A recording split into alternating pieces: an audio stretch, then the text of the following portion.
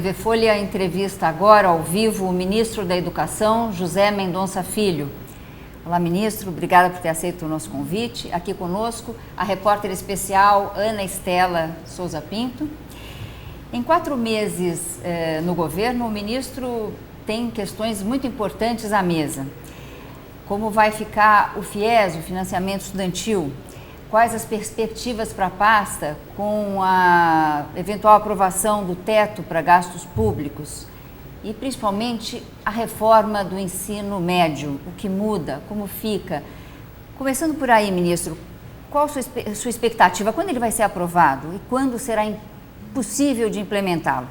Bom, primeiro, cumprimentar você, Cristina, Ana e aqueles que nos acompanham nessa entrevista e dizer que a minha expectativa é de que a gente possa aprovar a estrutura legal, ou seja, a medida provisória que trata do novo desenho do ensino médio no Brasil até o final deste ano. A gente tem um prazo de 120 dias, a medida já foi encaminhada à Câmara dos Deputados, que terá uma comissão mista de senadores e deputados a responsabilidade de apreciar o texto, alterando parcialmente, contribuindo com diversas emendas que foram apresentadas e levando à votação final, primeiro na Câmara, depois no Senado. Então, até o final do período legislativo deste ano, eu acredito que ela será aprovada pelo Congresso Nacional. E quando entraria em vigor? De forma gradual, até porque consagra princípios muito importantes do ponto de vista de estrutura de ensino médio, como, por exemplo, a maior flexibilização curricular, o protagonismo para que o jovem defina as suas prioridades do ponto de vista de conteúdo curricular e, ao mesmo tempo, o cumprimento de uma base nacional comum curricular que deve ser seguida por todos os sistemas estaduais de educação, as redes estaduais, privadas e públicas, que terão a missão de ofertar esse conteúdo de disciplinas e componentes curriculares para toda a rede nacional. E, ao mesmo tempo, a obrigatoriedade de português e matemática para os 3 anos do ensino médio, tendo a possibilidade de que o próprio jovem defina o seu itinerário educacional, formativo, de acordo com a oferta da escola e, ao mesmo tempo, também da sua própria definição em termos de prioridade de vida, de projeto de vida, do ponto de vista de formação pessoal, seja para o ensino profissionalizante, técnico profissionalizante ou rumando ao ensino superior. Mas, ministro, como compatibilizar essa nova estrutura curricular com o vestibular, que cobra normalmente um conteúdo que já é obrigatório no ensino médio? Quando o senhor deixa de ter essas disciplinas obrigatórias, como é que os estudantes vão se preparar para passar no vestibular? Primeiro que a gente vai ter um conteúdo, uma base nacional comum, amplamente discutida. Hoje a gente está cuidando da base nacional da educação infantil até o final do fundamental. Teremos a missão, de acordo com a própria nova legislação, que deve ser votada pelo Congresso Nacional, de cumprir e de formarmos uma base nacional numa discussão com educadores, profissionais estudiosos da área da educação, professores, estudantes, para que a gente possa ter essa base nacional até meados do próximo ano. Com a base nacional, evidentemente que ela vai expressar nos componentes do Enem aquilo que deve ser entendido, compreendido e aprendido pelos estudantes que rumam à universidade.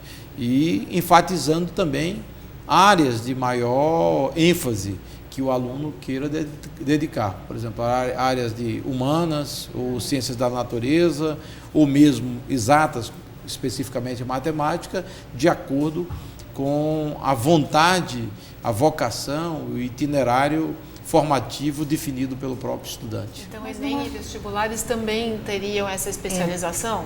Humanidades? Não há o risco de que, se não mudar o Enem e os principais vestibulares, aumentar a desigualdade na formação de alunos oriundos da escola particular e da escola pública? Primeiro, é importante que a gente diga que desigual é o sistema atual, onde a gente tem uma ideia... De aumentar a desigualdade. Eu não creio, Cristina, sinceramente, porque o padrão hoje de aprendizado no ensino médio brasileiro é uma coisa realmente extremamente deficiente, muito grave o quadro que nós recebemos. A gente tem 2 IDEBs seguidos que não foram atingidas as metas, desde 2011, portanto, que as metas do ensino médio não são atingidas.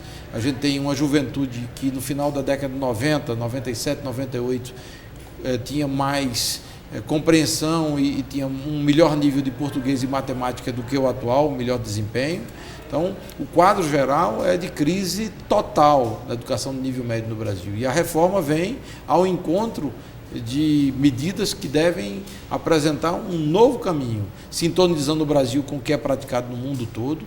A maior parte do mundo nós temos uma base curricular correspondente a apenas 1 ano dos 3 anos do médio. A gente vai ter metade da carga horária total ofertada no ensino médio como base comum e, ao mesmo tempo, a oferta e a possibilidade de caminhos itinerários formativos de acordo com a vontade do aluno, a oferta das redes estaduais, tendo como base justamente as vocações e as decisões do próprio jovem, o protagonismo do jovem. E, para mim, claramente, isso vai significar um maior equilíbrio, maior equidade, principalmente para o estudante de escola pública, que muitas vezes hoje se vê excluído do mercado de trabalho, dada a baixa formação da educação no nível médio do Brasil e a impossibilidade, muitas vezes, de percorrer um itinerário concomitante entre a educação no nível médio e a educação técnica e tecnológica, ou mesmo focar os seus estudos em itinerário educacional que possa facilitar o seu acesso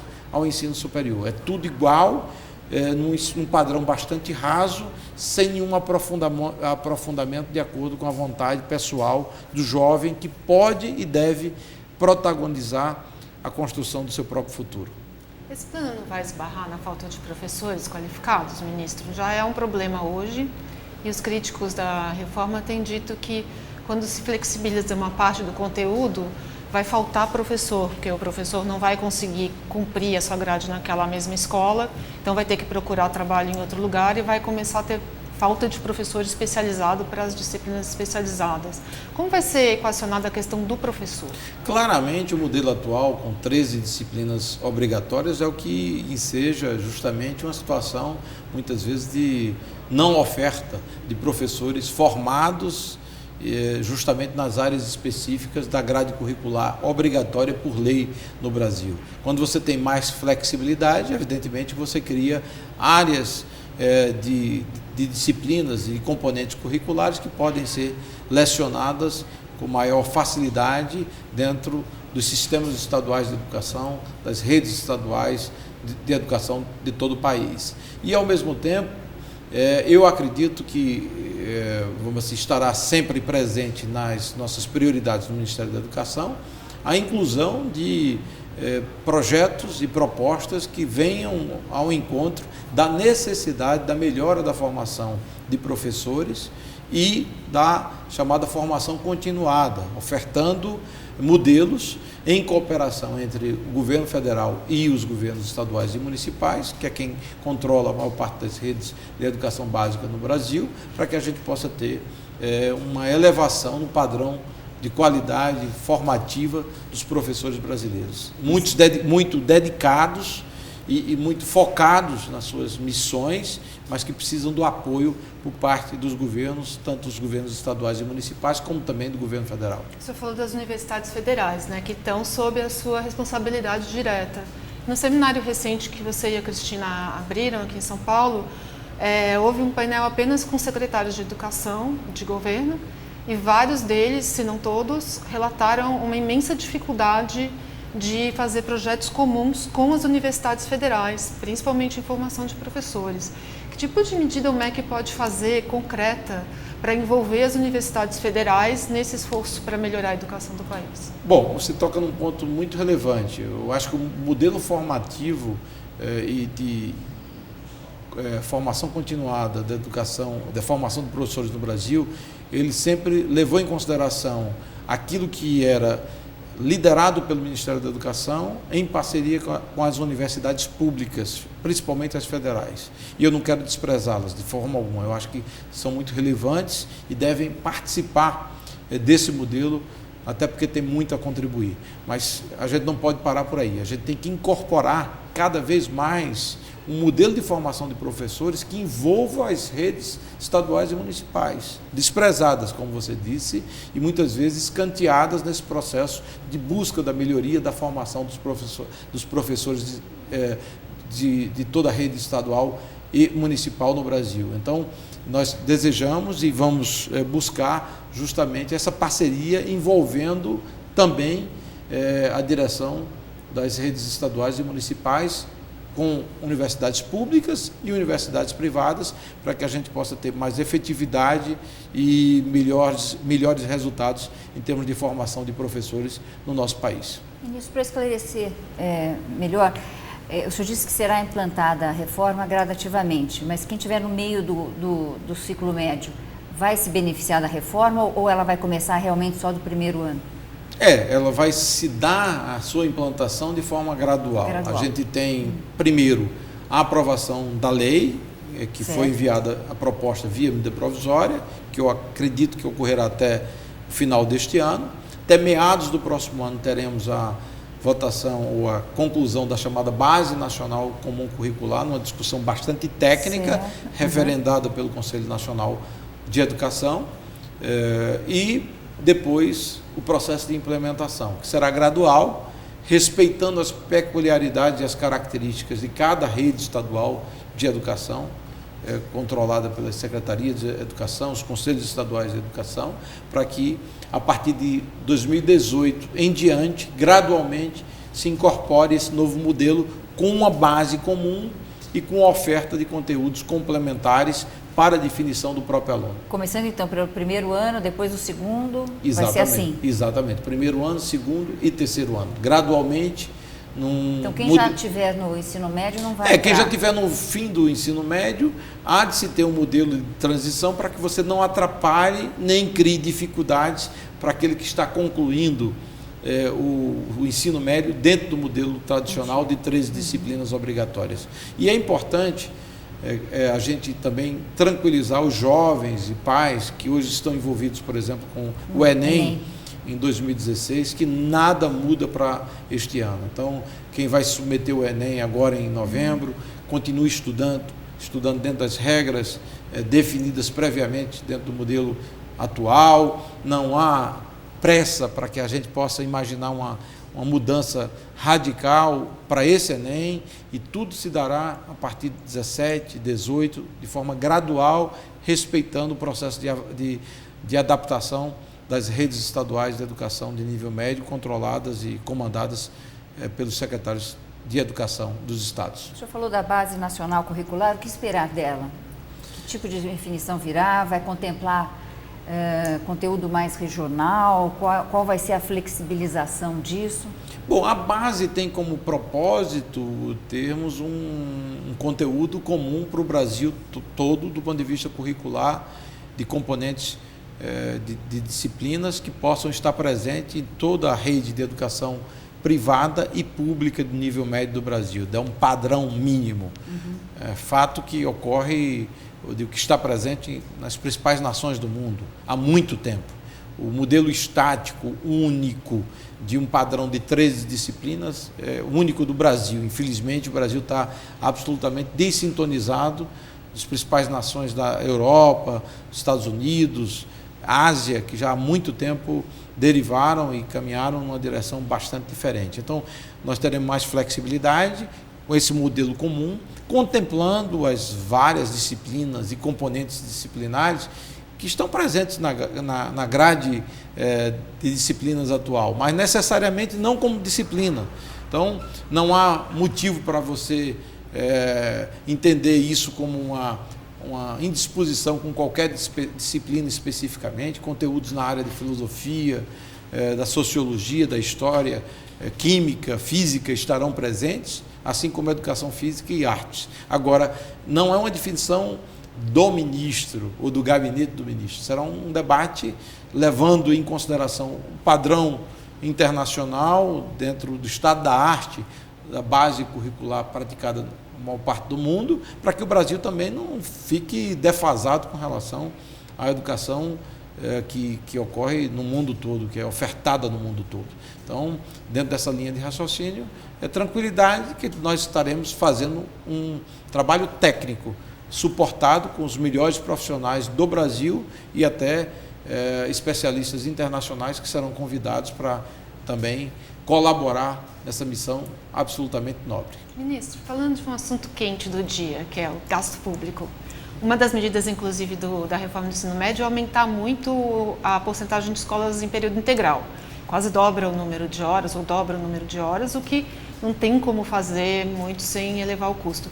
Como combinar isso com uma perspectiva de a gente ter muitos anos com o aumento dos gastos públicos congelados, né, com o teto dos gastos públicos? Primeiro que a lógica hoje da gestão nossa no MEC é menos dispersão, pulverização de projetos muitas vezes que não dialogavam um com o outro e que geravam, na verdade, muitas vezes desperdício de recursos públicos, com um modelo onde a gente foca e concentra nos objetivos centrais de melhoria, de melhor qualidade da educação pública brasileira. Então, a racionalização, a melhor aplicação, eliminando recursos que estavam muitas vezes hoje consumidos no custeio da máquina pública e que podem ser canalizados para atendimento da ponta na educação, atendendo o aluno, o professor, a rede de educação de todo o país. Segundo, experiências vitoriosas. Nós vivemos em Pernambuco, eu era vice-governador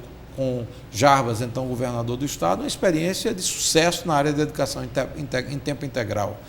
Começou lá atrás, nos idos dos anos 2007 e um pouco nessa época, ou um pouco antes, 2003, 2004, seguindo 2007 em diante com o governo Eduardo Campos. Então, nós tivemos 5 governadores apoiando o modelo de escola em tempo integral. E temos a maior rede do Brasil, talvez, em termos proporcionais, com 40% dos estudantes hoje dentro do modelo de educação em tempo integral, o que tirou Pernambuco de uma posição de 21ª, 22ª posição no ranking do IDEB para a primeira posição em termos de rede pública de educação de nível médio do Brasil, o que mostra que é perfeitamente possível. Mas precisou de mais investimento.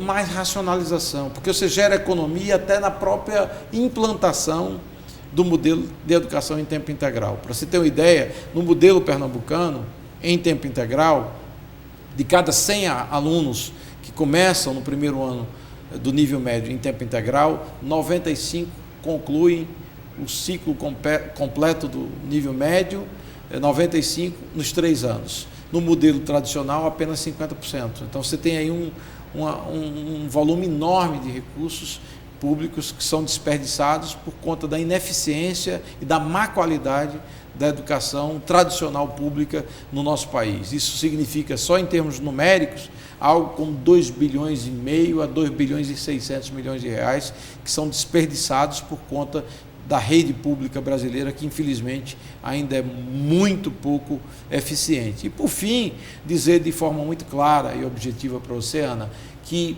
a PEC que estabelece um teto a 241, que está sendo votada no Congresso Nacional, ela não impacta diretamente na educação. Ela estabelece um teto global para as despesas públicas. Educação vai obedecer às regras constitucionais que vinculam a 18% da receita tributária, obrigatoriamente, e há muito tempo, há pelo menos mais de 5 anos, que se investe mais do que 18%, e nós vamos permanecer com pelo menos esse nível de investimento. O que pode tirar dinheiro da educação e da saúde é você ter um Brasil como está hoje, quebrado, onde com a recessão você diminui a arrecadação e compromete os investimentos em educação e saúde. O senhor citou a experiência exitosa em Pernambuco. Por que esses exemplos bem-sucedidos são pouco disseminados no Brasil, na sua opinião? Sobral, por exemplo, Ceará e os de Pernambuco. Porque, de certo modo, uma das justificativas, no meu entendimento, é que você tem um modelo federativo muito engessado. O Brasil é uma federação do ponto de vista constitucional, mas há muito pouca autonomia e muito pouco estímulo à criatividade de estados e até dos próprios municípios. E uma lógica que nós queremos estar presente sempre no Ministério da Educação é justamente esta, de que mais autonomia, estímulo à criatividade estadual, mais flexibilidade na definição e no comando das redes locais ajudará a que a gente possa alcançar melhores resultados. À medida que a gente possa tornar esses exemplos, como você bem citou, do Ceará, na alfabetização, que inspirou o PNAE, Programa Nacional de Alfabetização na Idade Certa, e que em Pernambuco inspira o nosso modelo de educação em tempo integral, eu creio que outros estados estarão copiando e melhorando o próprio exemplo para que a gente possa disseminar pelo Brasil afora as boas ideias, propagando modelos que dão certo e que podem ser aprimorados. Ministro, o senhor falou de programas, né? Há muitos programas, realmente, o senhor assumiu uma pasta com mais de 70 programas em 4 áreas principais. O senhor já sabe quais programas vão ser descontinuados? Não, eu preferia falar daqueles programas que serão continuados. O Pronatec vai ser continuado? Vai ser continuado. O programa de educação que estimula a educação técnica e profissionalizante, ele é muito importante. Ocorre que a gente herdou um programa, aliás, ele está sendo continuado atualmente. Ele vai ser ampliado para o próximo ano. O acordo com o Sistema S vai ser feito? Vai ser feito, sim. Será, eu digo, pactuado, até porque a gente está com o modelo rodando dentro da programação herdada a partir do governo anterior, só que nós herdamos também um ministério sem orçamento para vagas adicionais de Pronatec para esse ano, assim como não existiam vagas adicionais de novos créditos para o FIES, e, enfim, o quadro do ponto de vista orçamentário era bastante crítico, tendo em vista a decisão de corte do governo anterior e contingenciamento de 6 bilhões e 400 milhões de reais ainda no início de 2016. Então, o ambiente hoje, do ponto de vista orçamentário, é bem melhor do que no início de ano, tanto é que várias obras em universidades, institutos federais foram retomadas e, ao mesmo tempo, a gente está conseguindo também retomar programas relevantes, como você mencionou o Pronatec, eu poderia citar o FIES, o ProUni. Como é que fica o FIES do ano que vem? O FIES do ano que vem. Bom, primeiro, é importante lembrarmos que nós conseguimos aí não só garantir o FIES desse ano, como ofertarmos 75 mil novos contratos para esse ano de 2016, segundo semestre de 2016. E para o próximo ano, a nossa expectativa é que a gente possa ampliar ainda mais a oferta. Enquanto? Eu não posso fixar nesse instante, mas com certeza será um volume maior de contratos do que os contratos que foram celebrados neste ano de 2016. Nós pegamos um FIES com um orçamento absolutamente inviável para novas ofertas de vagas para 2016. E até mesmo a rolagem, ou seja, a renovação dos contratos antigos, nós não tínhamos orçamento, como não temos ainda. Tanto é que a gente está aguardando aí o Congresso Nacional votar o PLN 08, que é o PLN que trata do crédito suplementar, para que a gente possa consagrar a renovação dos contratos antigos, cerca de 1,5 milhão, e, ao mesmo tempo, assegurarmos os novos contratos que foram anunciados para esse segundo semestre de 2016. A única tranquilidade e informação importante que eu acho que eu queria destacar desse instante é que aquele estudante hoje que depende do FIES, de contrato antigo, e aquele estudante que celebrou contrato novo agora no início de agosto, fique tranquilo que, apesar do atraso do Congresso, há 3 meses que está tramitando o PLN, ele não será prejudicado.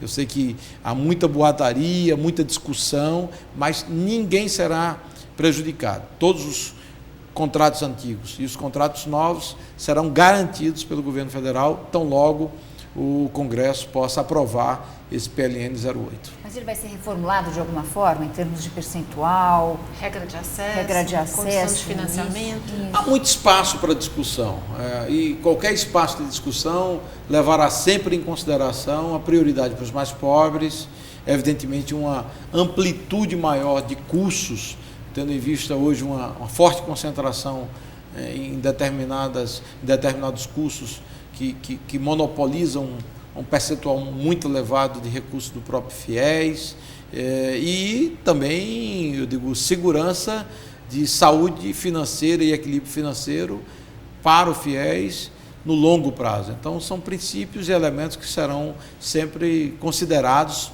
para qualquer mudança que seja de aprimoramento, nunca de, por exemplo, inviabilização do FIES, que para mim é um instrumento de inclusão social relevante, já que as universidades públicas não dão conta do número de vagas necessários a atender estudantes mais carentes e os estudantes que precisam acessar a universidade muitas vezes não têm recursos, precisando do apoio do governo federal, seja via bolsas integrais e parciais via ProUni ou financiamentos educacionais através do FIES. O senhor falou em voltar a ampliar o número de cursos, porque era uma das críticas que era feita ao FIES, de que não existia uma prioridade para cursos que realmente levam ao desenvolvimento do país, que os alunos poderiam fazer qualquer curso. O senhor agora citou como um problema do FIES o fato de ter sido restringido a alguns cursos? Eu diria o seguinte, não, o problema muitas vezes é que determinados cursos consomem mais recursos do que, por exemplo, você financiar um aluno de medicina, dependendo da faculdade, você chega a valor de mensalidade equivalente a 7, 8 mil reais por mês, que é o valor para 10 mensalidades de um curso outro, por exemplo, administração de empresas. Então, há de se ter uma discussão clara e objetiva com relação a essa realidade. Não que o FIES não possa apoiar um estudante pobre que queira fazer e cursar um curso de medicina, mas a gente tem que levar em consideração qual o peso de um determinado curso frente a outras prioridades. A própria formação de professores tem que ser estimulada e tem que ser financiada de forma muito favorável por parte do poder público. Então, se a gente tem escassez de professores qualificados e com uma boa formação, evidentemente que a gente pode utilizar o FIES como instrumento de valorização do ingresso de bons profissionais como professores. Que avaliação o senhor faz do Ciências Sem Fronteira? Bom, o Ciências Sem Fronteira a gente tem que dividir ele em dois campos. A formação e o financiamento a cursos de pós-graduação, mestrado, doutorado, pós-doutorado no exterior, algo bem-vindo, necessário. Aliás, essa é a missão tradicional da própria CAPES, que é quem cabe a responsabilidade de tocar esse tipo de programa. Só que, ao mesmo tempo que no passado a gente teve a continuidade e a ampliação do financiamento desse tipo de pós-graduação, você também teve o chamado intercâmbio de graduação, que para mim se mostrou um programa absolutamente inconsistente do ponto de vista técnico. Você tem uma ideia, o programa na última versão, em 2015, ele contemplou 35 mil alunos no Brasil todo no intercâmbio de graduação. Muitos desses alunos foram para o exterior, para o Canadá, por exemplo, sem que houvesse uma proficiência em inglês. Chegando no Canadá, tiveram que se submeter a cursos de inglês antes de entrar no intercâmbio de graduação. O curso de graduação, ou as cadeiras no curso de graduação que cursaram, não foram incorporadas porque não eram aceitas na grade curricular da Universidade Brasileira. Então, era como se, porventura, você cursasse algo no exterior, quando chega ao Brasil, a universidade disse, não, essa cadeira eu não aceito na minha grade curricular. Então, ele, do ponto de vista técnico, foi muito mal desenhado na sua grande expressão. Evidentemente que teve legados e oportunidades para milhares de jovens e que agregaram algo. E, ao mesmo tempo, o custo total do programa Ciências Sem Fronteiras na área de graduação foi de 3 bilhões e 700 milhões de reais.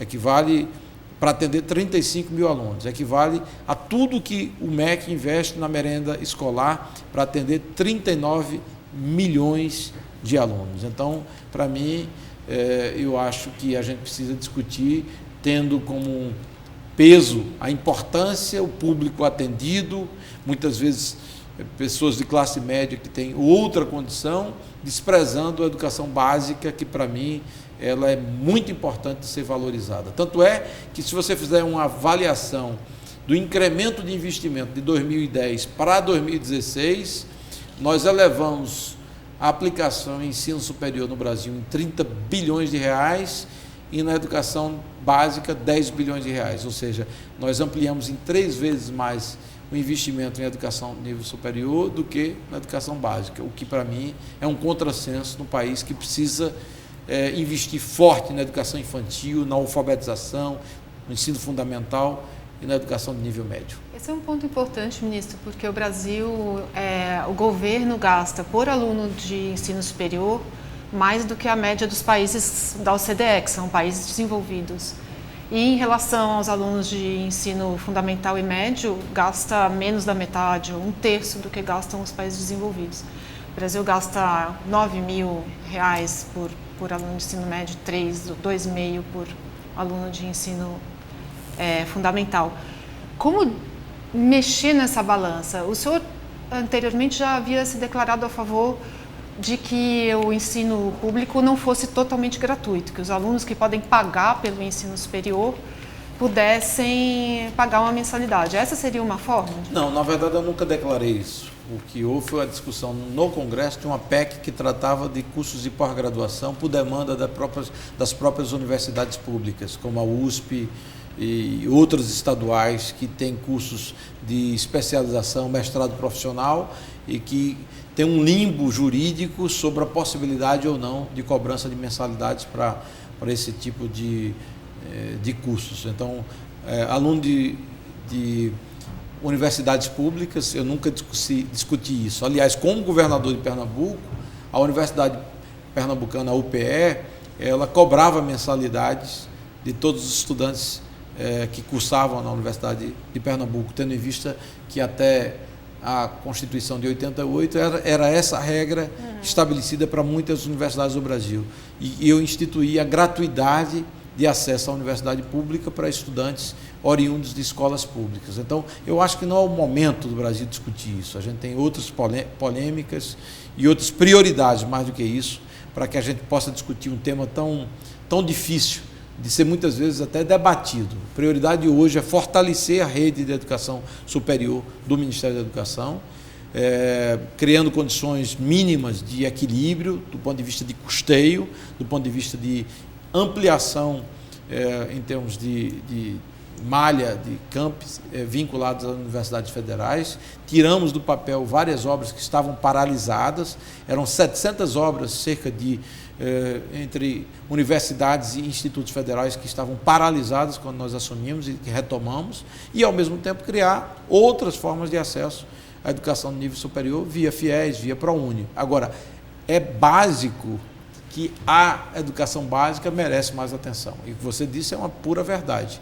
Os números da OCDE colocam o Brasil como um dos países que mais investe como proporção do PIB em educação, daqueles que estão vinculados à OCDE. Não estou dizendo que eu estou satisfeito com isso, não. Vou lutar para mais investimento na área da educação e mais proporção do PIB investido na educação do Brasil, que é fonte de transformação da realidade social e econômica do nosso país. Mas a gente também precisa levar em consideração a qualidade do investimento. Se você tem um investimento no intercâmbio de graduação de 3 bilhões e 700 milhões para atender 35 mil alunos, evidentemente que você não está promovendo a equidade. Você tem outras maneiras de investir mais fortemente na educação básica para melhorar a qualidade daquilo que, como você diz, é muito deficiente e muito distante da maior parte dos países do mundo.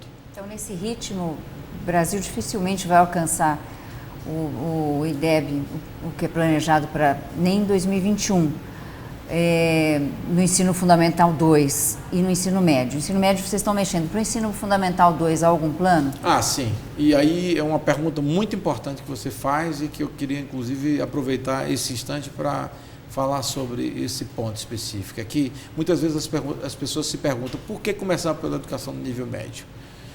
Nós começamos pela educação no nível médio porque a gente tem um calendário a cumprir. Por outro lado, a gente não tinha eleições no nível dos governos estaduais, nos estados. E na educação infantil e fundamental... Tem um problema muito sério no ensino médio, com invasão muito grande. É verdade. E também índices muito ruins de aproveitamento. Muito ruins. A pior das etapas, né? Educação fundamental, anos iniciais, e anos finais começa a agravar o problema e o quadro, quando chega no ensino médio, é realmente muito ruim. Nós vamos apresentar um programa de reforço, de apoio, de colaboração com os municípios, só que como a gente estava no pleno processo eleitoral, aliás, alguns municípios ainda se envolvem no processo eleitoral, tendo em vista o fato de que a gente vai ter segundo turno, a gente não poderia lançar com prefeitos saindo ou sendo submetidos às urnas para que a gente pudesse ter uma mudança de gestão. Então, logo a gente encerre o processo eleitoral e os eleitos estejam definidos, antes do final do ano, nós vamos lançar um programa de muita força, dirigido à alfabetização, à educação infantil e principalmente à educação fundamental, em parceria com os municípios, que é quem tem a maior rede de educação fundamental do Brasil. Como é que vai ser esse programa na prática, ministro? Qual é o escopo dele? Bom, eu preferia não antecipar. Mas ministro, aproveita que a gente está aqui em cadeia nacional. A gente precisa discutir.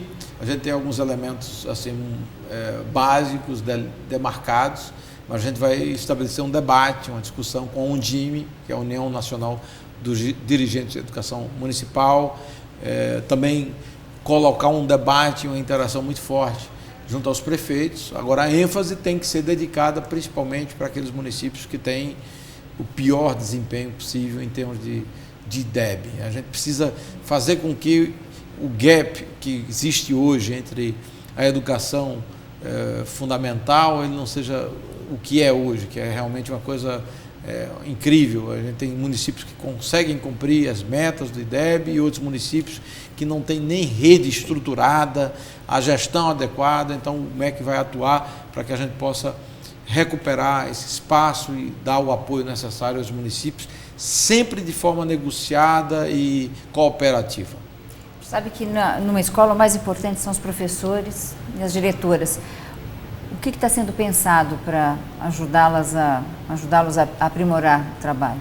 No caso dos professores, é um redesenho do modelo de formação de professores, envolvendo não só as universidades públicas, como disse a Ana, mas também envolvendo estados e municípios, que comandam as redes de educação municipal e estadual, para que eles possam participar de forma ativa e construir esse modelo novo com o envolvimento das universidades públicas, universidades e faculdades privadas, para que a gente possa ter um maior foco em ensinar o professor a ensinar, ele ter naturalmente o conhecimento daquilo que deve ser o conteúdo ministrado dentro da sala de aula e, ao mesmo tempo, a técnica adequada para melhor lecionar dentro da sala de aula. Então, é algo que não pode ser posto de forma impositiva, sempre de forma cooperativa, mas deve envolver os principais atores que contratam professores, que lideram rede de professores que estarão dentro das salas de aula dos estados e municípios do Brasil.